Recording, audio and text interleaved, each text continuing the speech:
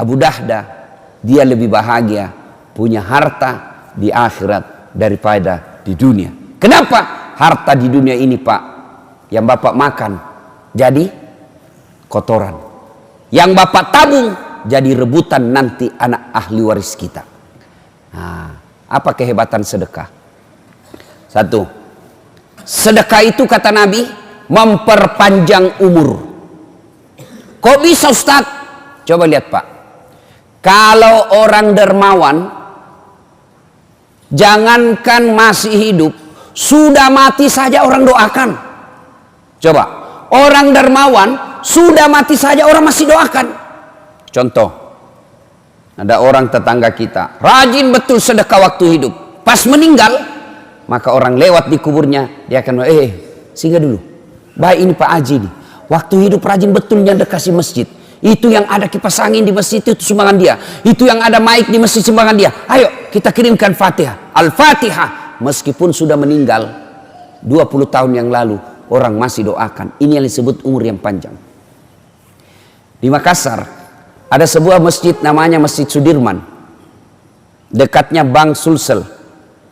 Bank Sulsel masjid namanya Masjid Sudirman. Yang bangun salah seorang orang kaya pengusaha tambak, dan yang kedua mantan direktur Bank Penin. Beliau dua orang inilah membangun ini masjid mewah, betul mewah itu masjid. Karpetnya empuk, sound systemnya baik, AC-nya sejuk, bersih, interiornya cantik, semua orang yang masuk, Masya Allah, Masya Allah. Dua orang inilah yang membangunnya. Dan salah satu lagi, ada tiga. Satu lagi yang mewakafkan tanahnya, namanya almarhum Andi Odang, mantan gubernur di Sulawesi Selatan. Hebatnya Pak, penghuni masjid itu bisa ribuan setiap Jumat. Tapi setiap Jumat MC-nya selalu berkata, sebelum khatib naik ke mimbar, mari kita kirimkan suratul Fatihah kepada tiga orang yang membangun masjid ini. Setiap berjamaah, terutamanya setiap Jumat. Inilah yang disebut umur yang panjang. Meskipun sudah di alam kuburnya, tapi orang yang meninggal masih mendapat kiriman pahala. Itu umur panjang Pak. Kenapa? Sedekah. Orang pelit, jangankan mati, hidup aja didoakan orang sial Pak. Itu orang pelit, orang masih hidup saja didoakan orang sial. Ada orang minta sedekah tidak pernah, datang takmir masjid tidak pernah aja dikasihnya, lewat mobilnya tidak pernah orang lewat mobil Pak, orang pasti bilang mudah-mudahan tabrakan. Pelit betul itu orang, mudah-mudahan dicuri ban mobilnya. Itu masih hidup aja orang doakan sial Pak. Bagaimana kalau dia mati?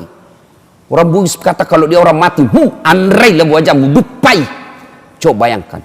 Itu yang disebut at-takazur, berlomba-lomba memperkaya diri, lalu dia enggan membayar zakat dan bersedekah. Ke bapak-bapak, satu, sedekah memperpanjang umur. Yang kedua, sedekah tolak bala. Saya baru-baru pulang ceramah di Jambi, Polda Jambi.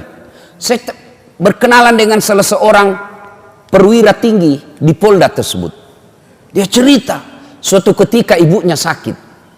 Dokter sudah angkat tangan, sudah habis badannya, kurus.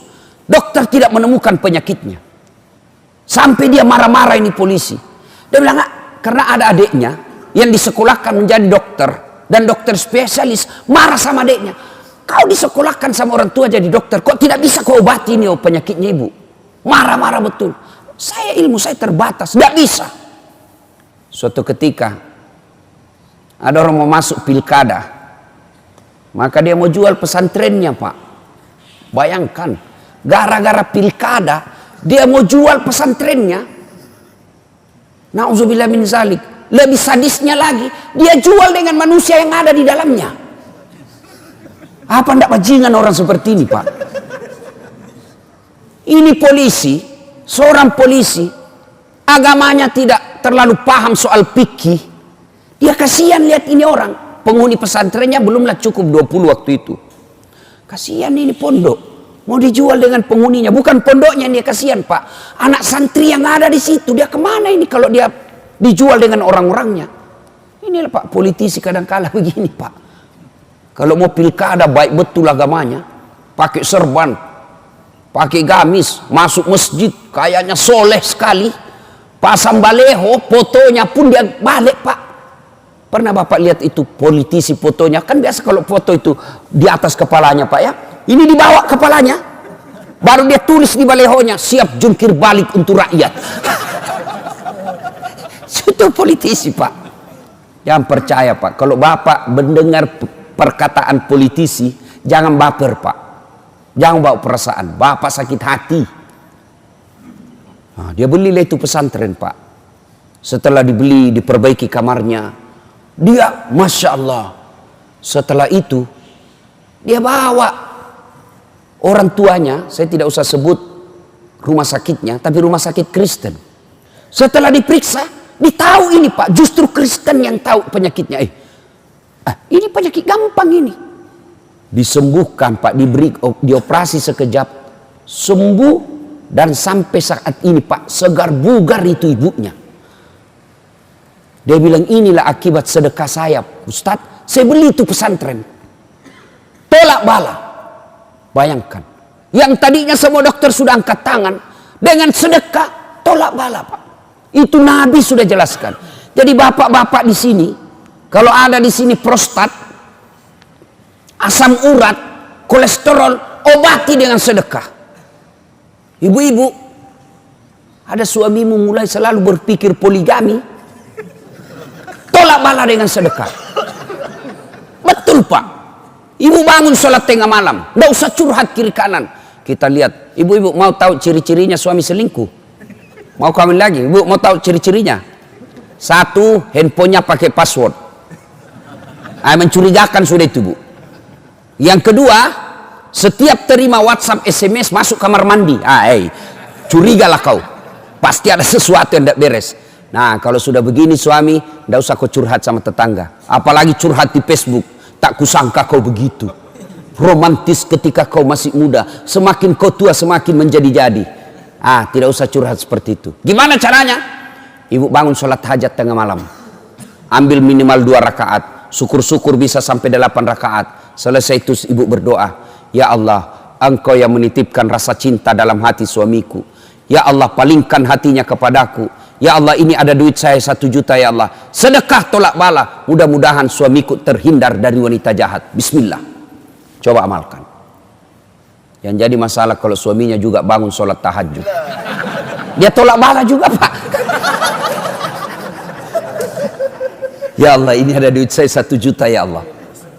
Saya sudah capek lihat istriku, ya Allah. Malas betul. Suka ngomel, kuat makan. Ya Allah. Malas dandan, ya Allah. Hancur saya hadapi ini perempuan. Ya Allah, ini ada duit saya 1 juta, ya Allah. Tolak bala ke panti asuhan.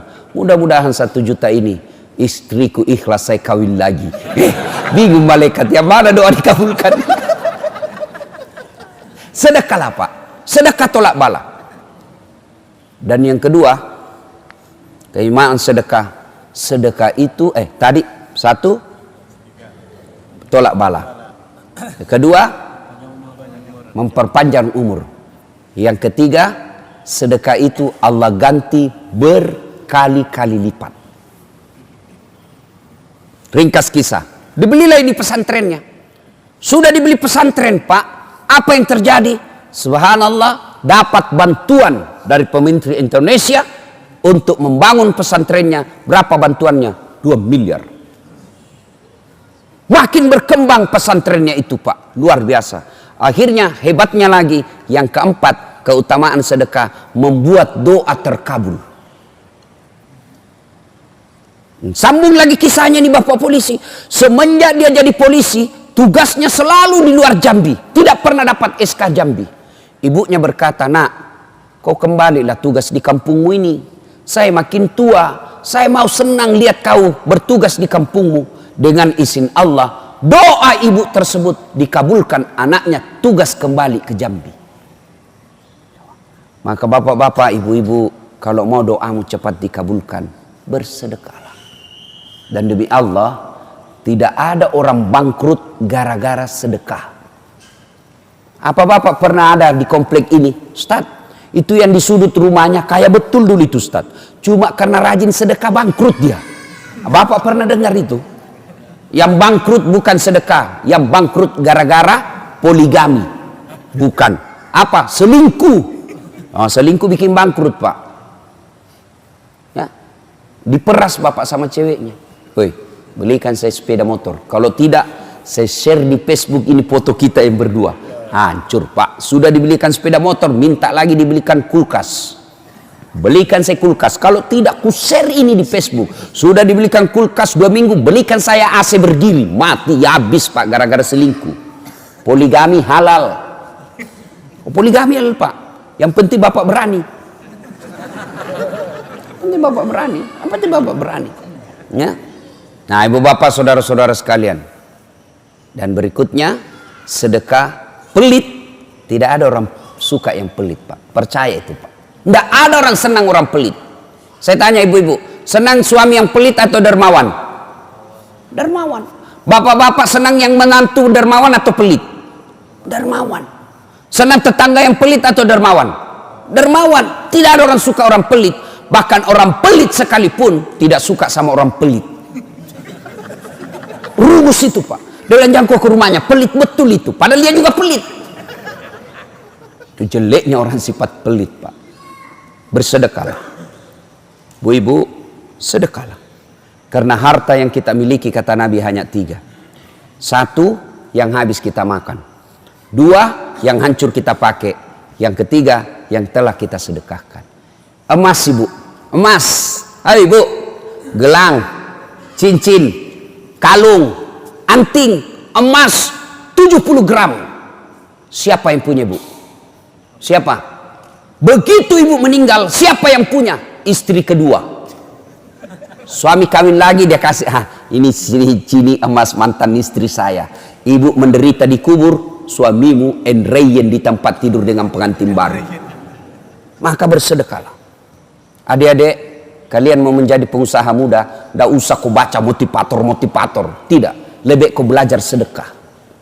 Jangan pernah lewatkan maghrib tanpa sedekah sehari pun. Mau itu 10.000, 5.000, 1.000, belajarlah bersedekah agar kalian menjadi kaya. Jangan menunggu kaya baru kalian mau bersedekah. Rasulullah telah membuktikan itu, dan kita siap melihat dalam kehidupan sosial betapa banyak orang Allah semakin lipat gandakan hartanya karena dia banyak bersedekah. Tapi demi Allah, sedekah semua itu tidak ada gunanya ketika tidak dibuka dengan sholat. Itulah bedanya kita dengan non-muslim. Meskipun dia banyak sedekahnya, tapi dia tidak bersahadat, maka sedekah-sedekahnya tidak ada gunanya. Kalian juga orang Islam, ketika rajin bersedekah, wakaf 1 masjid, wakaf 2 masjid, wakaf tanah pembangunan gedung sekolah, tapi dia tidak sholat, demi Allah, semua wakaf-wakafnya tidak ada gunanya. Kenapa? As-salatu miftahul khair, as-salatu miftahul jannah. Solat itu kuncinya ibadah, solat itu kuncinya surga. Ketika tidak ada solatmu, tidak ada kunci kebaikanmu. Ketika tidak ada solatmu, tidak ada kunci surgamu. Sehingga Allah di akhirat kelak akan berkata, Das'at, ini pahala sedekahmu 10 gunung, mana kuncinya? Kalau kau mau ambil ini, mana passwordnya? Atau kalau kita sekarang barcode, ini kau punya ini, masuk barcode-nya, muncul tenggelam, muncul tenggelam. Ini yang hari Jumat saja sholatnya, Pak. Paling terlambat datang, paling cepat pulang. Hatib khutbah dia tidur. Pas bangun dia bilang, aliran apa ini mesin? Tidak ada khutbahnya. Bukan aliran apa, kau yang datang dengar apa. Nah, ibu bapak, saudara-saudara sekalian, inilah tausiah kita. Mudah-mudahan ada manfaat, karena saya ngejar penerbangan ke Pekanbaru. Saya lanjut ke Bandar Lampung, sehingga cukup, mudah-mudahan ada manfaat. Tidak ada gunanya ilmu yang kita peloreh hari ini kalau sebentar kita tidak mau bersedekah. Mulailah sedekah dengan hari ini. Mulai, Pak, mulai ikhtiar hari ini. 1 hari jangan pernah lewatkan tanpa sedekah. Saya tidak bisa bersedekah dengan duit. Sedekahlah dengan senyum. Karena senyum adalah sedekah. Kalau kita miskin, saya tidak punya pun dia bersedekah dengan senyum. Sedekahlah dengan apa? Doakan sesamamu muslim. Tidak bisa juga doakan, sedekahlah dengan apa? Jangan mengganggu sesamamu manusia, maka itu sedekahmu kepada dia dengan tidak mengganggunya. Sedekah apa namanya? Sedekah dengan akhlakul karimah.